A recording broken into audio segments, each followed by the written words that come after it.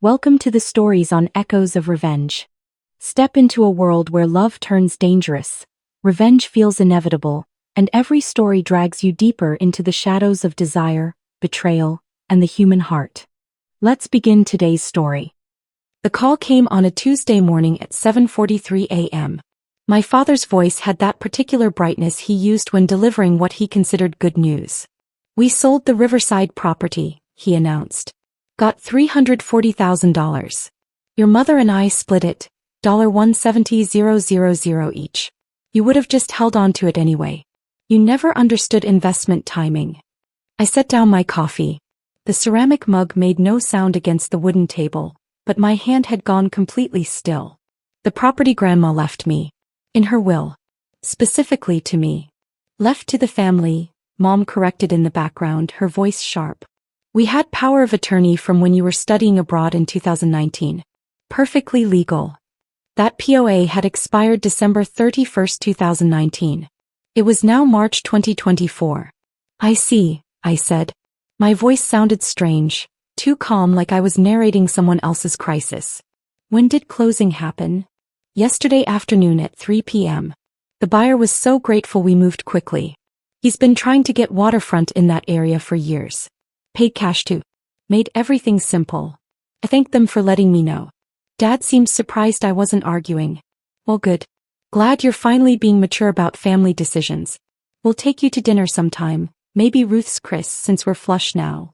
After hanging up, I sat in my kitchen for 11 minutes. Not thinking, calculating. The morning light came through the window at that angle that makes dust visible in the air. Each particle floated in its own trajectory, governed by forces it couldn't see or understand. I'd been that particle once. Not anymore. I opened my laptop and drafted an email to Sarah Chin, the real estate attorney I'd consulted 6 months earlier when I first suspected my parents were planning something. The gambler's fallacy had kept me hoping. One more conversation, one more boundary stated clearly, surely this time they'd respect it.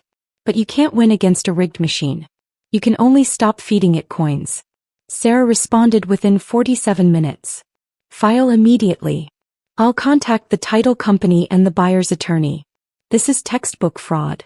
By Wednesday morning, I had documentation assembled in a leather binder. The original POA with its clear December 31st, 2019 expiration date stamped in red, Grandma's will specifying me, just me by name, as sole beneficiary of the Riverside property, 5 years of property tax payments I'd made directly to the county, $4,200 annually, $21,000 total. Utility bills in my name dating back to January 2020, and homeowners insurance policies listing me as sole owner since Grandma's death. The title company assigned a compliance officer named Marcus Webb to review the transaction. His voicemail was professional but carried an edge. "Ms. Patterson, we take documentation verification very seriously. I'll need to examine the power of attorney your parents presented at closing. Please send everything you have." What my parents didn't understand, what they'd never bothered to learn, was that title insurance companies are risk-averse by nature. A questionable POA isn't just a family dispute. It's potential fraud that could void their $2.3 million insurance policy and expose them to catastrophic liability. Marcus Webb called back Thursday morning. "I've reviewed your documents. I need you to understand something. If your parents presented an expired POA as current authorization, that's not a civil dispute. That's wire fraud, forgery, and potentially identity theft. I understand. I'm suspending the title policy pending investigation. The buyer's attorney is already asking questions." My phone exploded Thursday afternoon. 17 missed calls from Dad. 8 from Mom. 12 text messages cascaded down my screen. "What did you do?" "The title company called. They're investigating us. They're saying we might have committed fraud. This is your inheritance we're talking about. Call US immediately. You're destroying your own family." I blocked their numbers and continued drafting my formal statement for Marcus Webb. The escrow company's investigation moved with procedural precision that was almost beautiful to watch. First, they contacted the county recorder to verify the POA on file. Result: expired 5 years out of date. Second, they examined the signature on the POA presented at closing. My signature. but from a document 5 years old, photocopied and represented as current. Third, they interviewed the notary who'd supposedly witnessed my current authorization. She'd retired in 2020, and her official seal had been reported stolen in September 2021. Each revelation was its own small detonation. Fourth, they pulled the closing documents. My parents had signed affidavits stating they had current and valid power of attorney. Fifth, they traced the wire transfer of $340,000 from the buyer's account. Wire fraud crosses federal lines. Sixth, they discovered my parents had listed themselves as co-trustees on documents they'd never been named to. Marcus Webb called me Friday afternoon. "Ms. Patterson, I need to be absolutely clear about what we've found. Your parents presented an expired power of attorney and explicitly misrepresented it as current. They signed legal affidavits containing false statements. That's not a civil matter. That's wire fraud, forgery, and perjury." "I understand. The buyer is threatening to sue us for $500,000 for failure to provide clear title. Our insurance company won't cover this because the fraud was in the documentation your parents provided, not our error. We're legally obligated to report this to law enforcement and the state attorney general's office." "I understand," I repeated. The word felt like a stone dropping into deep water. My parents appeared at my apartment Saturday morning at 6:15 a.m. I watched through the doorbell camera as Dad pounded on the door, his face red. "We're your parents. Open this door. You can't do this to us." Mom's voice cracked, high and desperate. "Please, honey. Please. They're saying we could be criminally charged. They're saying prison. You have to fix this." I didn't open the door. Instead, I texted from my phone. "You sold property that wasn't yours using forged authorization. You committed fraud. These are consequences, not attacks. Do not contact me again." What they wanted was for me to call the title company, call Marcus Webb, call the buyer's attorney, to say it was all a misunderstanding, to absorb their disaster like I'd absorbed every other crisis they'd manufactured since childhood. The ghost ledger in my head tallied automatically.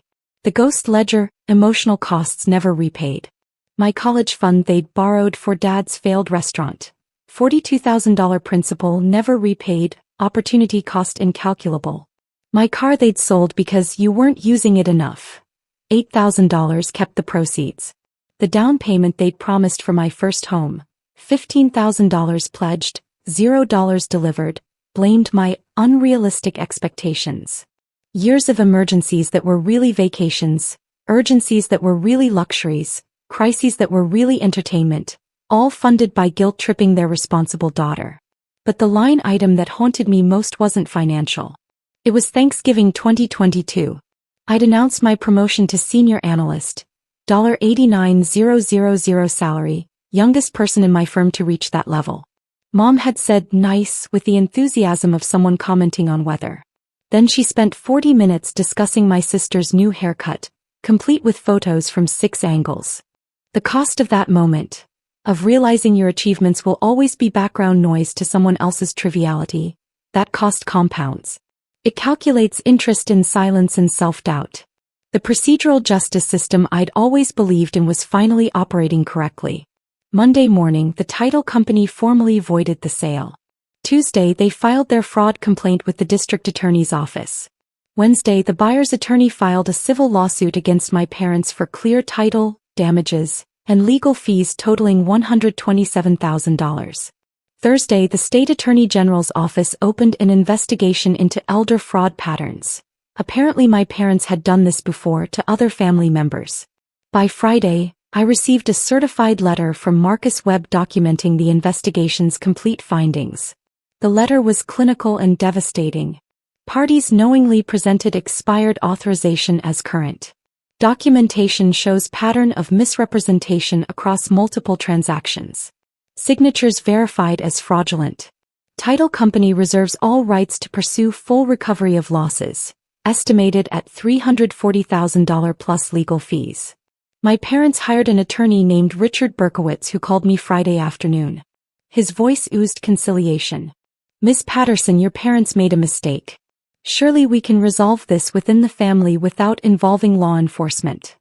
"They committed fraud," I corrected, my voice level. The title company's insurance won't cover it because the fraud was in the documents they provided. This isn't a family matter anymore. It's a corporate liability issue worth millions. The lawyer paused. I heard papers shuffling. You're willing to see your parents face felony charges? Potentially prison time. I'm willing to let the justice system operate without interference from family sentiment. Those aren't the same thing. You understand they could lose everything. They already took everything that was mine. Now they're facing the market value of their choices. The consequences cascaded over the following weeks with mathematical precision. The buyer demanded $65,000 in damages for his costs, lost opportunity and legal fees. The title company demanded $38,000 in investigation costs and attorney fees. My parents' homeowners insurance wouldn't cover intentional acts, so every dollar came from their retirement savings. They had to sell their boat, the 24-foot bayliner they'd bought with money from previous family property sales they'd never accounted for.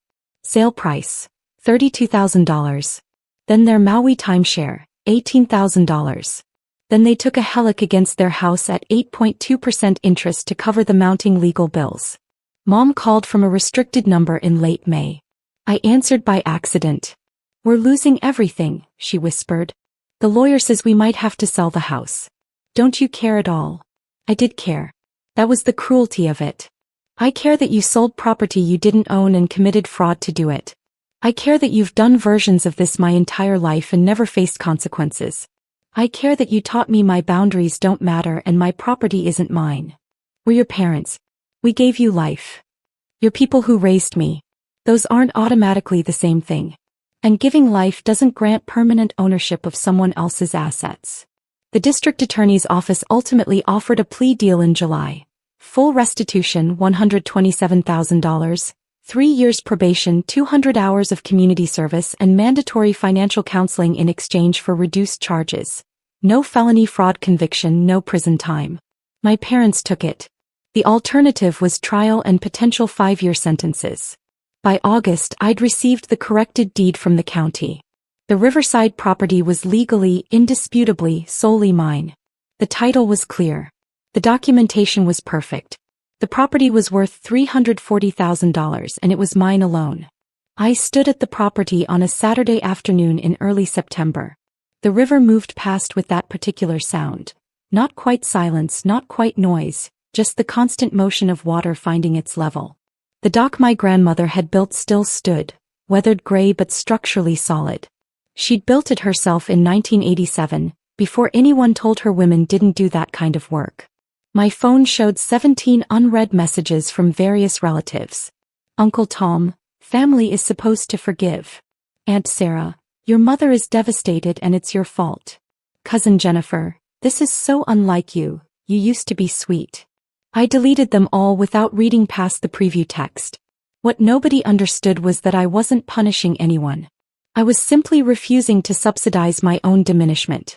For years I'd operated like that gambler at a slot machine, feeding in coins of forgiveness, patience, second chances, boundaries restated in increasingly desperate tones, always believing the jackpot of genuine respect was one more pull away.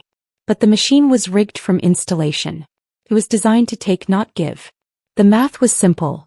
Every time I'd absorbed their chaos, I'd taught them chaos was consequence-free. Every time I'd smoothed over their mistakes, I'd confirmed mistakes didn't matter if you apologized with enough emotion. I hadn't been kind. I'd been an enabler, teaching them the lessons I'd now had to unteach through legal action. My savings account now showed $47,000, the highest it had been since graduating college. No more emergency loans that never got repaid. No more crisis management for manufactured problems.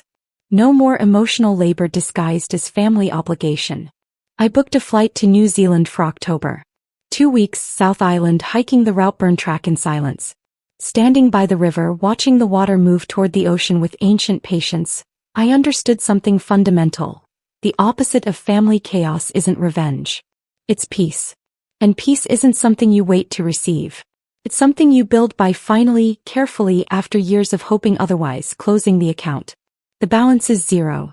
The title is clear. And I am finally, completely mine.